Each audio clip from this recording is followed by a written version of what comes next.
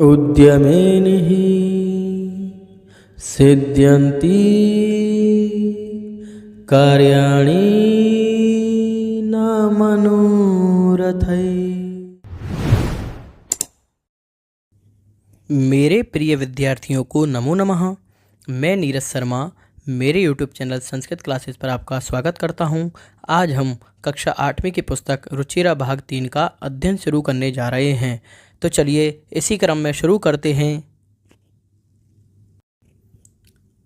प्रथमः पाठः सुभाषितानि, अर्थात एक बार इस पाठ की जो हिंदी दे रखी है इसको पढ़ लेते हैं हम। देखिए, सुभाषित शब्द सु प्लस भाषित इन दो शब्दों के मेल से संपन्न होता है। सु का अर्थ है सुंदर मधुर तथा भाषित का अर्थ है वचन। इस तरह सुभाषित का अर्थ सुंदर या मधुर वचन है। प्रस्तुत पाठ में सूक्ति मंजरी, नीति शतकम, मनुस्मृति, शिशुपालवधम, पंचतंत्रम से रोचक और विचारपरक श्लोकों को संग्रहित किया गया है। यानी कि इसमें इतने सारे ग्रंथों से लेकर के कुछ अच्छे वाले जो वचन हैं यानी कि श्लोक हैं उनको यहाँ पे संग्रहित किया गया है। तो चलिए हम पहले श्लोक को पढ़ना शुरू करते हैं। देखिए, जिस श्लोक की मुझको लय आएगी मैं उसको गाकर बताऊंगा और जिसकी नहीं आएगी उसको मैं वैसे ही पढ़ दूंगा और फिर आपको उसका अर्थ समझाऊंगा। और हाँ, मैं श्लोक के पहले एक एक शब्द का अर्थ बताऊंगा और फिर पूरी लाइन का और फिर पूरे श्लोक का अर्थ बताऊंगा। आप मेरे साथ भी उसको अर्थ को दोहरा सकते हैं और जो मैं गाऊंगा उसको भी दोहरा सकते हैं। तो चलिए पहले श्लोक को पढ़ना शुरू करते हैं। गुणा गुणज्ञेषु गुणा भवन्ति ते निर्गुणं प्राप्य भवन्ति दोषाः सुस्वादुतोया प्रभवन्ति नद्य समुद्रमासाद्य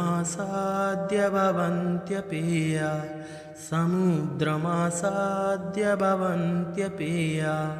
तो चलिए एक एक शब्द का अर्थ करना शुरू करते हैं। गुणा, गुणा अर्थात गुण। गुणज्ञेषु गुणवान लोगों में ही, गुणा गुण भवन्ति यानी रहते हैं। गुण गुणवान लोगों में ही गुण रहते हैं, यानी कि जो गुण होते हैं ना वे गुणवान लोगों में ही क्या रहते हैं, गुण रहते हैं। ते यानी वे गुण, निर्गुणम निर्गुण व्यक्ति को प्राप्त होकर, यदि वे गुण निर्गुण व्यक्ति को प्राप्त हो जाएं तो भवन्ति हो जाते हैं, दोषाः दोष, तो वे गुण दोष हो जाते हैं। यानी कि वे गुण जब निर्गुण व्यक्ति को प्राप्त होकर क्या बन जाते हैं, दोष बन जाते हैं। यानी कि वे गुण जो होते हैं ना जब वे निर्गुण व्यक्ति को प्राप्त हो जाते हैं तो वे दोष बन जाते हैं। ठीक है ना। जिस प्रकार सुस्वादु तोया, सुस्वादु यानी स्वादिष्ट, तोया यानी जल, प्रभवंती लेकर बहती हैं, नदियाँ, जिस प्रकार नदियाँ स्वादिष्ट जल लेकर बहती हैं, और समुद्रम आसाद्य समुद्र में गिरकर या पहुंचकर भवंती हो जाती हैं, अपेया, अपेय यानी पीने योग्य नहीं है, वो क्या है, अपेय। हम कह सकते हैं खारी हो जाती हैं, समुद्र में पहुंचकर खारी हो जाती हैं। ठीक है ना। यानी कि नदियाँ अपने साथ मीठा जल लेकर बहती हैं और वे समुद्र में पहुंचकर खारी हो जाती हैं, या उनका जल समुद्र में पहुंचकर कैसा हो जाता है, खारा हो जाता है। तो एक बार बोलिए ऊपर से, बोलो, गुण गुणवान लोगों में ही गुण रहते हैं, वे गुण निर्गुण व्यक्ति को प्राप्त होकर दोष बन जाते हैं, और नदियाँ अपने साथ मीठा जल लेकर बहती हैं और वही जल समुद्र में पहुंचकर खारा हो जाता है। यानी नदियाँ समुद्र में पहुंचकर खारी हो जाती हैं। ठीक है ना। चलिए अगले श्लोक को पढ़ते हैं। दूसरा श्लोक। साहित्य संगीत कला विहीना साक्षात् पशुपुच्छ विषाणहीना तृणं न खादन्नपि जीवमाना तद्भागधेयं परमं पशूनां। देखिए, साहित्य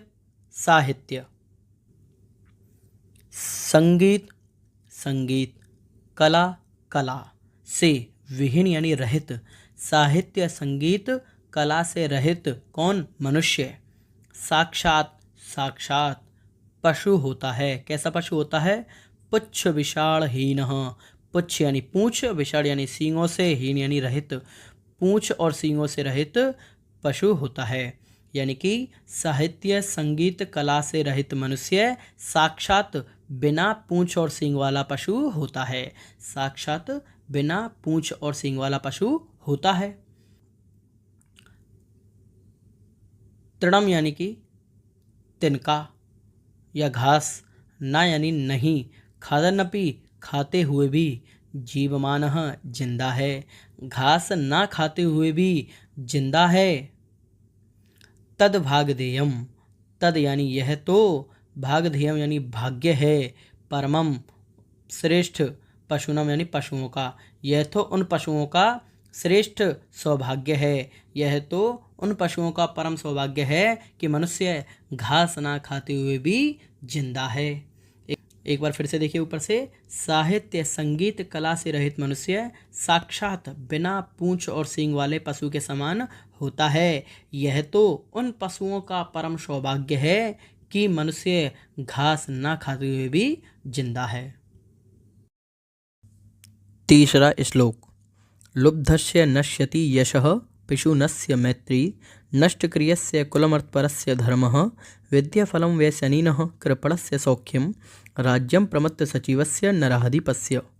देखिए, लुब्धस्य यानी कि लोभी के, नश्यति नाश होता है, यशः यश का, लोभी के यश का नाश होता है, पिशुनस्य यानी चुगलखोर की, मैत्री यानी मित्रता का, चुगलखोर की मित्रता का नाश होता है। नष्टक्रियस्य, नष्टक्रियस्य यानी कर्महीन के, अर्थात जो व्यक्ति कार्य नहीं करता है उसके, कुलम यानी कुल का नाश होता है। और अर्थपरस्य, अर्थपरस्य यानी धन के लालची वाले, यानी कि जो व्यक्ति धन का लालच करता है ना, ऐसे व्यक्ति के, धर्मः धर्म का नाश होता है। विद्याफलम, विद्या के फल का नाश होता है। व्यसनिनः, व्यसनिन यानी बुरी लत वाला, यानी कि जो व्यक्ति बुरी लत वाला है उसके विद्या के फल का नाश होता है। कृपणस्य, कंजूस के, सौख्यम सुख का नाश होता है, जो व्यक्ति कंजूस है उसके सुख का नाश होता है। और राज्यम, राज्य का नाश होता है। प्रमत्त सचिवस्य, प्रमत्त सचिवस्य का मतलब है मदमस्त मंत्री वाले, नराधिपस्य राजा के राज्य का, मनमस्त मंत्री वाले राजा के राज्य का नाश होता है। यानी कि मदमस्त है, मदमस्त यानी कि जो नशे में मस्त है या फिर उसको ऐशो आराम में मस्त है, ऐसे राजा के मंत्री वाले राज्य का नाश होता है। ठीक है ना, यानी कि जिस राजा का मंत्री ऐसा होगा ना जो आराम में मस्त है और उसको कोई मतलब नहीं है, ऐसे मंत्री वाले राजा के राज्य का नाश होता है। देखिए ऊपर से बोलिए, बोलिए लोभी के यश का नाश होता है, चुगलखोर की मित्रता का नाश होता है, कर्महीन के कुल का नाश होता है, और धन के लालची के धर्म का नाश होता है, बुरी लत वाले की विद्या के फल का नाश होता है, और कंजूस के सुख का नाश होता है, और मदमस्त मंत्री वाले राजा के राज्य का नाश होता है। ठीक है।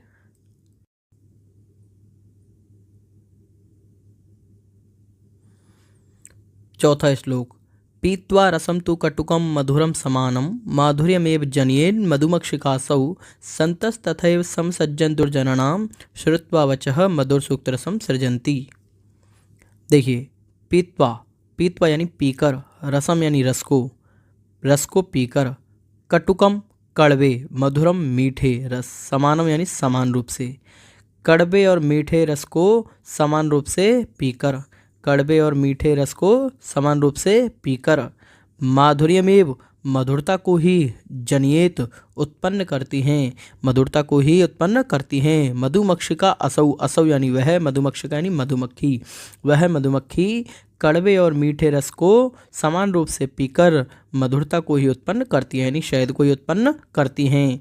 संतः सज्जन व्यक्ति भी, तथैव उसी प्रकार सज्जन व्यक्ति भी, सम यानी समान रूप से, सज्जन यानी अच्छे लोगों के, दुर्जन यानी बुरे लोगों के, श्रुत्वा यानी सुनकर, वचा यानी वचनों को सुनकर, मधुर सूक्त रसम मधुर सूक्ति के रस का, सृजंती निर्माण करते हैं। उसी प्रकार सज्जन व्यक्ति भी अच्छे और बुरे लोगों के वचनों को समान रूप से सुनकर मधुर सूक्ति के रस का निर्माण करते हैं। एक बार फिर से देखिए, वह मधुमक्खी कड़वे और मीठे रस को समान रूप से पीकर मधुरता को ही उत्पन्न करती है, उसी प्रकार सज्जन व्यक्ति भी अच्छे और बुरे लोगों के वचनों को समान रूप से सुनकर मधुर सूक्ति के रस का निर्माण करते हैं। ठीक है ना। 5वां श्लोक। विहाय पौरुषम यो हि दैवमेवावलंबते प्रासाद सिंहवत् तस्य मूर्धनि तिष्ठन्ति वायसाः। देखिए, विहाय यानी छोड़कर, पौरुषम यानी परिश्रम को, यो यानी जो, दैवम एवं अवलंबते, दैवम यानी भाग्य के, एव यानी ही, अवलंबते यानी सहारे रहता है। यानी जो व्यक्ति परिश्रम को छोड़कर भाग्य के ही सहारे रहता है वह व्यक्ति प्रासाद सिंहवत, प्रासाद यानी महल पर बने, सिंहवत यानी शेर के समान होता है, तस्य उसके मूर्धन्य यानी सिर पर, तिष्ठन्ति यानी बैठ जाते हैं, वायशा यानी कोए, उसके सिर पर कोए बैठ जाते हैं। यानी कि जो व्यक्ति अपने परिश्रम को छोड़कर भाग्य के ही सहारे रहता है वह व्यक्ति महल पर बने शेर के समान होता है जिसके सिर पर कोए बैठ जाते हैं। ठीक है, एक बार फिर से बोलेंगे मेरे साथ, बोलिए।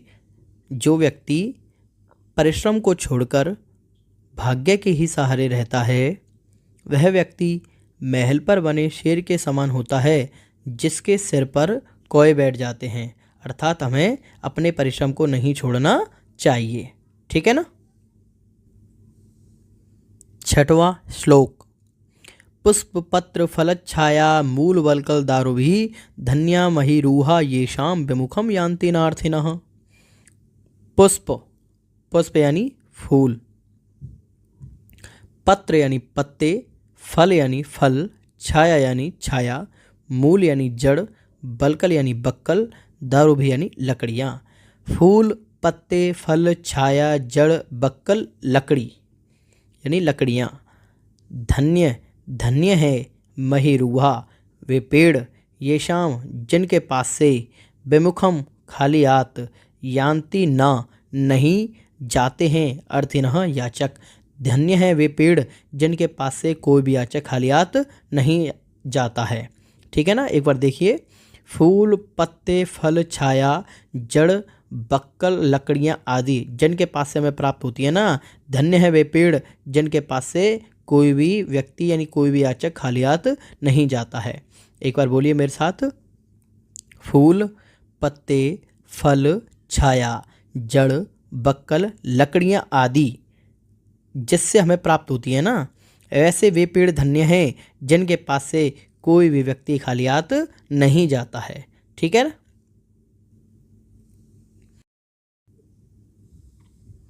7वां श्लोक। चिंतनीया ही विपदाम आदावे प्रतिक्रियाः न कूप खननम युक्तम प्रदीप्ते वह्निना गृहे।